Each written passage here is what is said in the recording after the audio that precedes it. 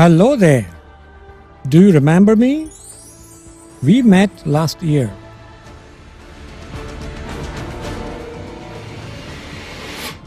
I present many faces to the surgeon during cataract surgery.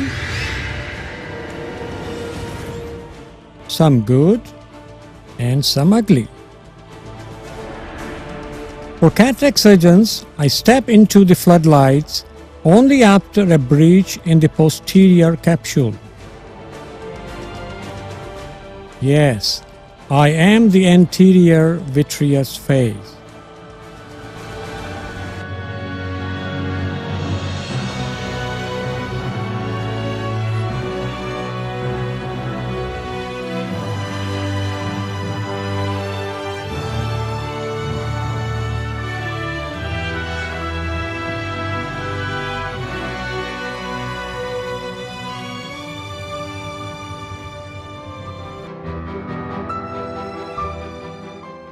And like the bad penny, I am back again to show you all what I am capable of.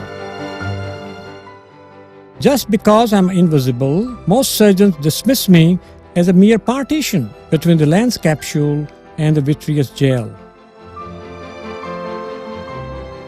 The only time cataract surgeons take me seriously is when the posterior capsule ruptures and a breach in my face allows the vitreous gel to escape. What they don't realize is that even with an intact posterior capsule, if my face is ruptured, the posterior segment must still get disturbed. So what if I'm invisible? There is much more to me than what the eyes can see. I shield the anterior segment of the eye from oxygen-free radicals generated in the vitreous. Aha! You are now beginning to recognize my worth. I am the resilient and yet invisible minefield in the battle of cataract surgery. I can be set off by surgical stresses. So surgeons, beware of the damaging consequences. Now that I've given you a fair warning, let me show you what I am capable of. Look at this closely. In this experiment, the surgeon has dissected me of my friend, the posterior capsule. He has now injected viscoelastic, and I have been separated from the posterior capsule.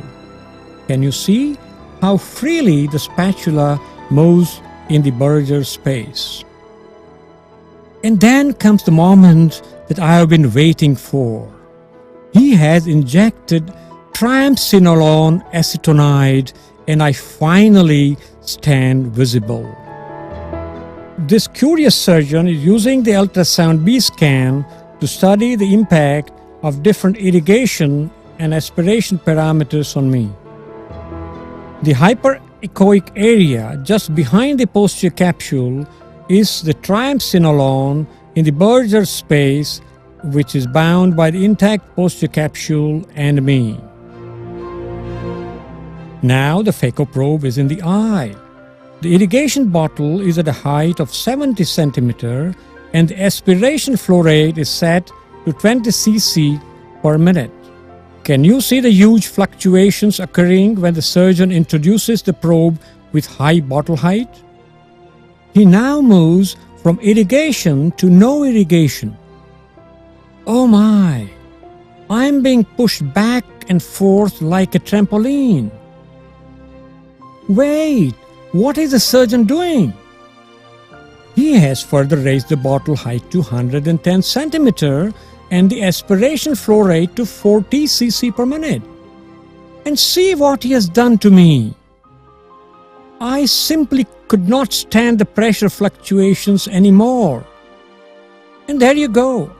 I'm shattered, causing this triamcinolone to disperse throughout the vitreous cavity.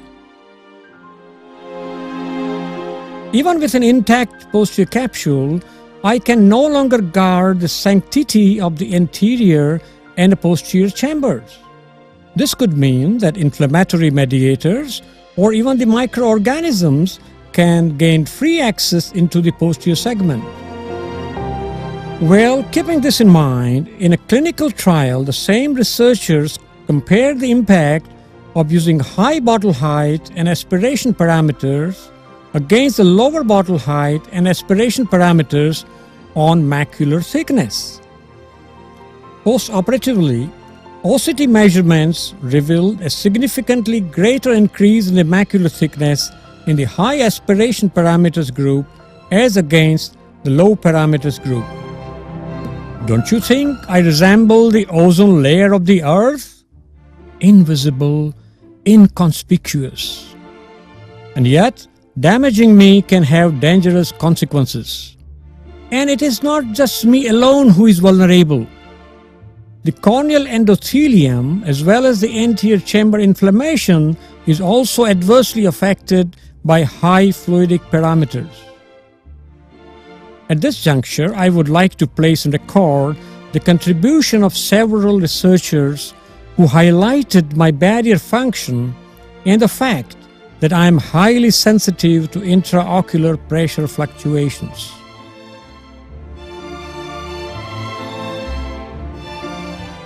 So, the secret is out now. Even with an intact posterior capsule, I can be impacted. So why not use low parameters? Look at this scenario. Here the posterior capsule has a pre-existing dehiscence.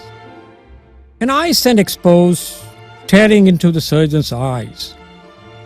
Using the paradigms of closed chamber technique, inside-out delineation, and most importantly, slow motion technique with low irrigation and aspiration parameters, the surgeon could successfully wrap up the surgery without disturbing me.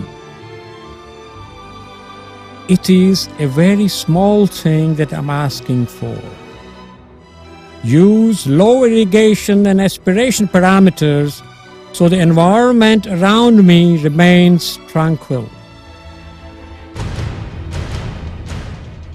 Well, it is time to say goodbye for now.